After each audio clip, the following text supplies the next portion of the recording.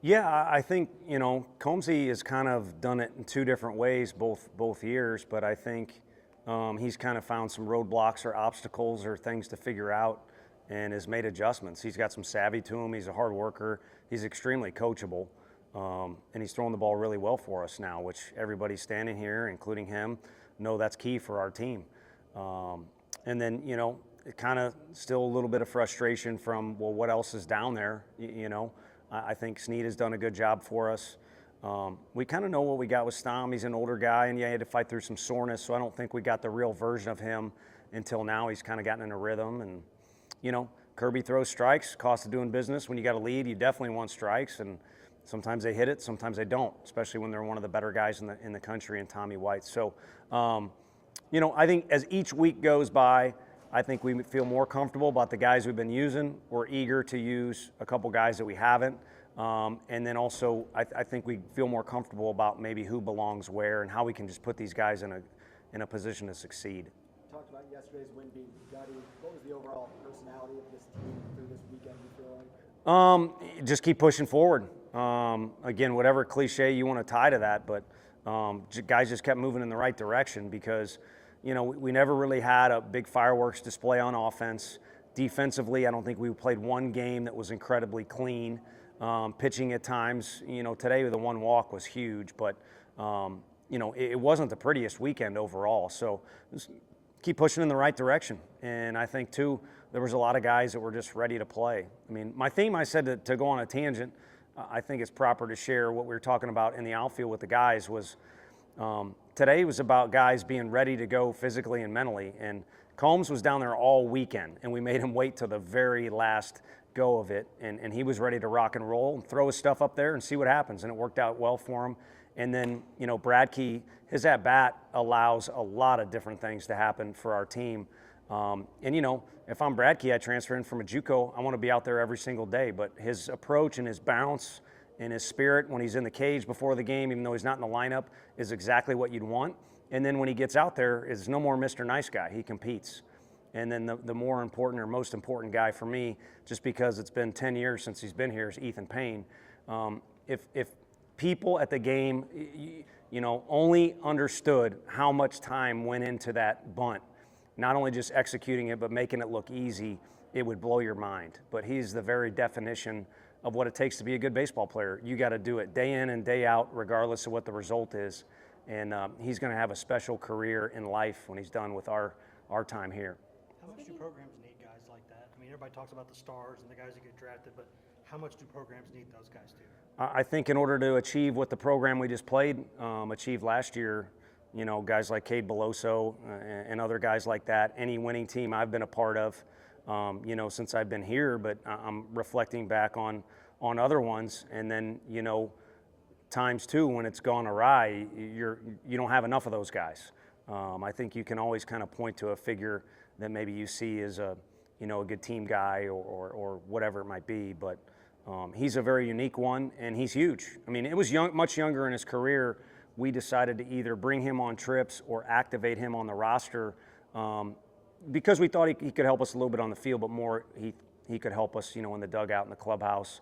There's so much free time to baseball, and what goes on during 9 innings is the most important. Don't lose sight of that. But at the hotel, out to eat with the guys or parents, talking in the locker room, at the hotel, all those spots, it's huge. And he's an influencer, not Instagram in a bikini or anything like that, but he's an influencer. Speaking of Brad Key and Payne, just the team's ability and willingness to play small ball, how much is that kind of allowing your team to take that next step? I think it adds to what we need to be able to do in different environments. I mean, eventually you win enough games to go to Hoover. It's the most fun place to play in the world. And in order to score down there, sometimes you got to play small ball. And then even in our park, where some people label it, I think unfairly, incredibly offensive, it depends on what day it is. And it depends on who's pitching and other circumstances.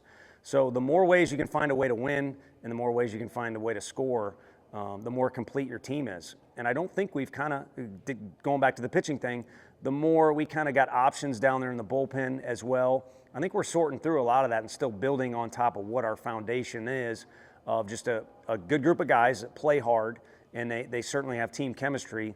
Well, that's great. We've had all those things for a while now. We need to keep, adding on attributes that'll help us win. What's been different for Combs these last 2 outings? I think pitching a little more instead of just throwing. But again, I kind of stay out of the master's way, Coach Anderson.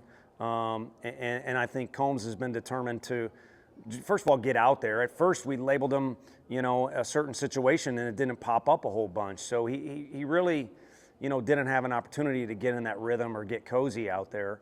And hopefully the fact he was able to throw today allows that. And, I kind of went on another tangent with John about how inclusive a weekend is, or how all-inclusive, not Cancun or Tulum or anything, but everything counts. And Snead got hot on Friday and came out like a madman yesterday. So there was only so much he had to offer us today, and Combs doing what he did was enormous. How big was it for Xander to be able to go the distance he went today and build on his past couple of SEC starts? Yeah, I think it, allows him to understand that we believe in him. I think last weekend was one where I think literally in the middle of the game I had to answer a question from a former coach that's really smart, like, why'd you take him out there? And we just went with what we think. I mean, we have so much, all these SEC teams have so much data and support staff and things like that, and at the end of the day, you go with your gut. But our gut tells us anytime he's out there, we're good with whatever happens. And you could tell the vibe in the dugout. The guys love him when he's out there, and the position players certainly love playing behind him too. What were you going to say? How much confidence do you have in Banky right now? A lot.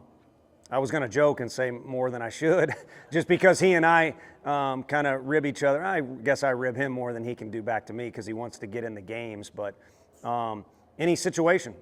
And, there's one moment this year, if I have any regrets at all, well, I guess there's several regrets. Anytime it doesn't work when you make a move, you second guess yourself or you wonder what you could have done different. But I can think of a key moment where he would have been perfect for that situation and we didn't use him. So that's my best way to describe it without BSing you. But he's got great presence, and he obviously has good stuff too, and he wants to be out there, and it's a resilient arm. We could have used him all 3 days, and he wants to be out there too. It was not a good look or a friendly look he gave me when I told him we were going to make a change. But again, we kind of went with what we originally planned to do and felt was best. With Xander, just how much flexibility does that give you handling the bullpen going into the weekend, feeling like he can give you more than 2 innings? I think it leaves you less scrambling in the other games. And again, I kind of already said to it, and I think our fans are becoming some of the best fans in the country for baseball.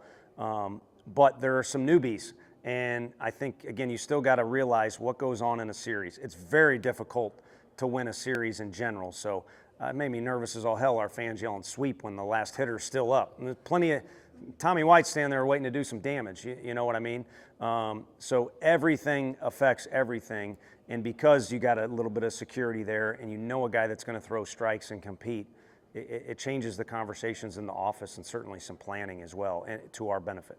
One or two more. What the top 3 guys in your lineup are doing right now, kind of together as a trio?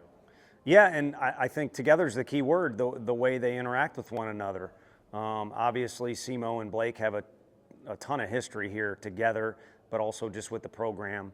And then I've said it too many times, Billy fits in an odd way so well and gets along with those 2 guys a whole bunch that they're doing it together. And I think they realize, how much we love having them, but probably how much of a headache they are when the game starts and you see those 3 guys are going to kick it off. And KT, when he's himself and not trying to do too much, is waiting in the wings as well. But, those 3 guys are a headache for other people. And you talk about the weekend, the one thing we know is we've got those 3 guys to kickstart us anytime the game starts or the lineup rolls around. What are the things that you like most about this team at the midpoint of SEC play? What are kind of those things still out there for you to see? Yeah, again, I think that, we're kind of adding different ways that guys can help us, whether it is playing small ball, who's the best situational guy to pinch run. I think Ariel now is obviously a defender that I think can impact the game in a big way. So he's been useful. And I think some other guys have gotten past some early season trying to do too much or wondering what is their role. But there's still stuff up for grabs. Like I said, I think we're fighting to find, I told John, fighting to find our exact best, 9 guys. But it might change every day based on who's, on the mound over there and how guys are feeling. Like it or not, things kind of come in cycles, and guys do throw a little better as the season goes on, or a guy may have a hiccup or give up a run or two. So really, I just think it's a general theme of we've got a lot of things we can pile on a strong foundation, and I think the guys are willing and have the right attitude to move forward towards that.